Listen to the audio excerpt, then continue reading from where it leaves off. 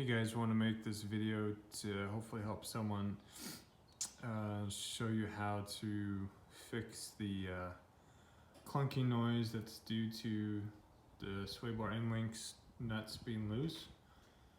Like many of you, after a few thousand miles after I owned this SS1LE, started getting the clunky noise. Thanks to this forum thread, I discovered that it's due to the loose nuts on the sway bar end links. Took it to the dealership. All they did was tighten it. After another couple thousand miles, clunky noise came back. Took it back and they put on these different nuts, which didn't work because after a few thousand miles after that, clunky noise came back. So after that point, I said, screw the dealership. I'm gonna try to fix this myself. So we're gonna take off the wheel and we'll get started. A couple of routes you can go to do this. You can use Loctite.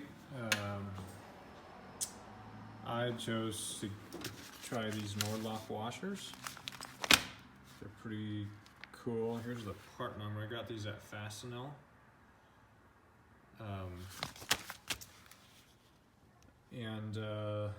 Let's see if they work. So these, I think, are 12mm washers. But anyway, that's the part number. All right, so these are the tools I use to get this job done. I use this Torx screwdriver, I think they're called, or hexalobular screwdriver to get the inner liner panels out under the wheel well, or in the wheel well. Torque wrench, 3/8 socket extender, another socket extender, short one, crow's foot, a couple socket wrenches, breaker bar, a couple wrenches, 18mm Allen wrench, and different sockets, 18mm. There's a 23mm to get the wheel lugs off, and then a 10mm to get those brake lines free. And to get the speedometer cables free, I use these, I think they're called trim tools or something like that. Also, I use these to help get off the little clips for the inner liner, or the wheel well inner liner. Cool. And then if you have, you don't need impact guns, but if you have one, it makes it real nice, especially take off the wheels. This Milwaukee is not that expensive and it's really powerful. So, okay, so let's get started. I got the car jacked up. Take the wheel off.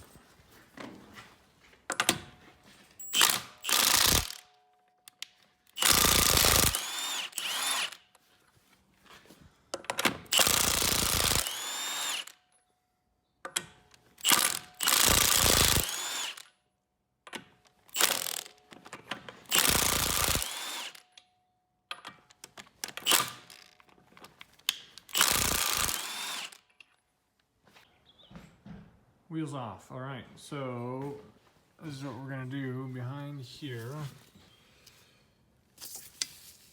This nut needs to come off. That's for the sway bar end link, the upper nut. And then around back, that guy is gonna come off.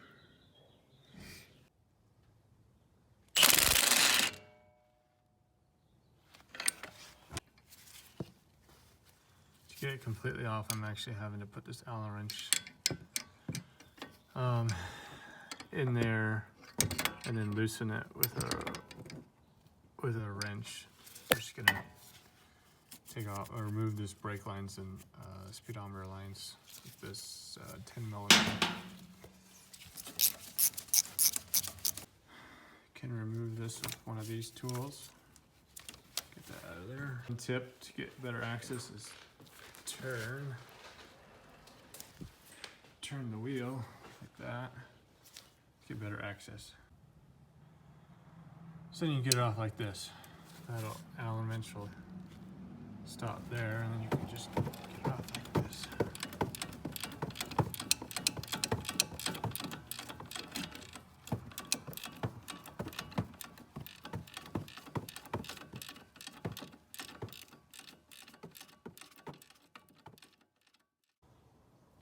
here's one of the Nordlock washers.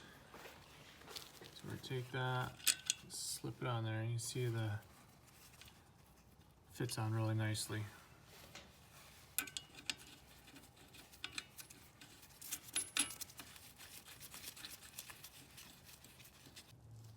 I'm just gonna get it on there snug and I'll come back and torque it.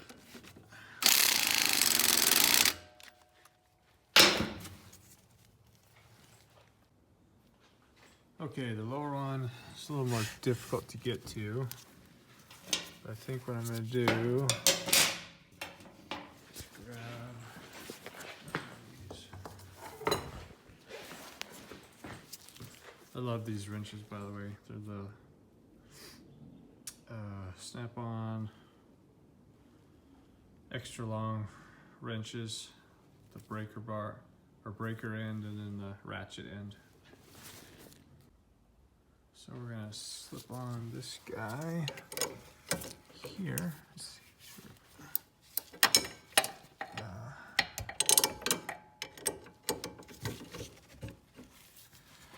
And see if we can sneak on this Allen wrench.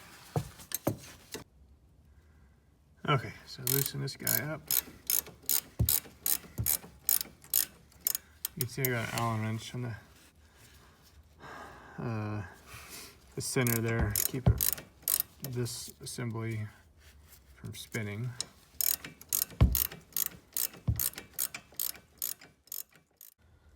All right, here's the other one. I'm gonna slip that guy on.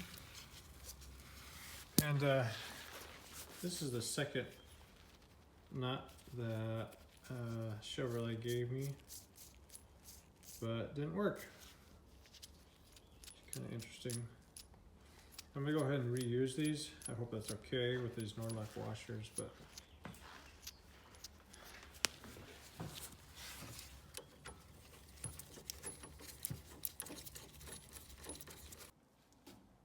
okay, so we got both nuts and Nordlock washers on. The dealership gave me a paper that stated that I should torque, or the upper nut should be torqued to 89 foot-pounds, and the lower one should be torqued down to 96 foot-pounds. Don't quote me on that. That's what the dealership said. So if it's wrong, it's their fault. So here we go. All right, so as previously described, to correctly torque this down, you gotta get this Allen wrench in the middle there. And then use a crow's foot at 90 degrees from the angle of your torque wrench. I had to use an extension, but that's technically the correct way to do this. All right, so don't forget to put your brake lines back in.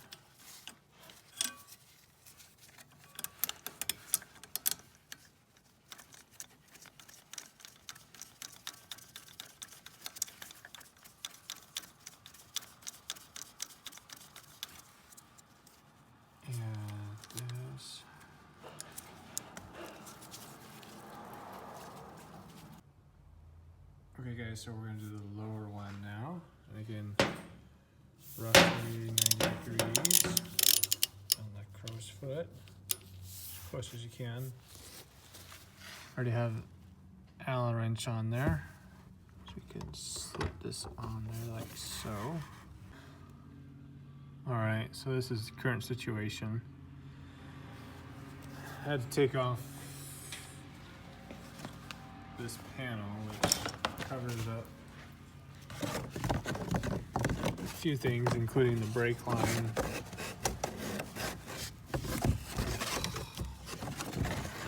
See how that covers up the brake line, but it got in the way of the torque wrench. So I have to take that off. Finally got torque wrench on with the extension and the crow foot at 90 degrees, and then my Allen wrench in there. All right, and we're done. So we're just gonna put this panel back in there. All right, because I put little like greasy fingers all over the rotors, I'm just gonna spray this with brake cleaner.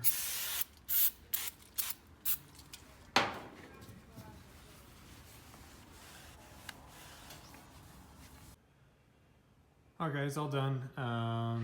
Just took a little bit of time. Don't need that many tools, but you do need a few tools like the crowfoot and torque wrench, and it helps to have wrenches that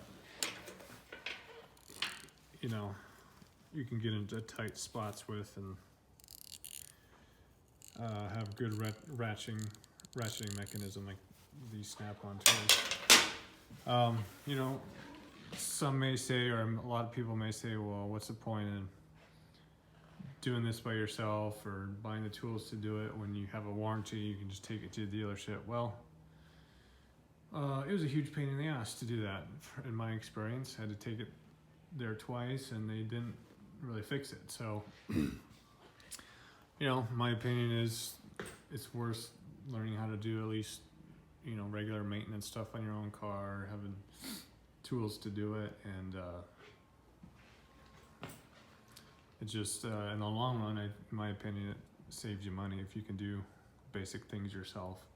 So anyway, hope this helps at least somebody, and it's a Chevy, so I don't some of you Chevy fanboys out there may not like me saying this, but every car company has their problems, and Chevy's got some of their own. So anyway, take care, guys. Bye.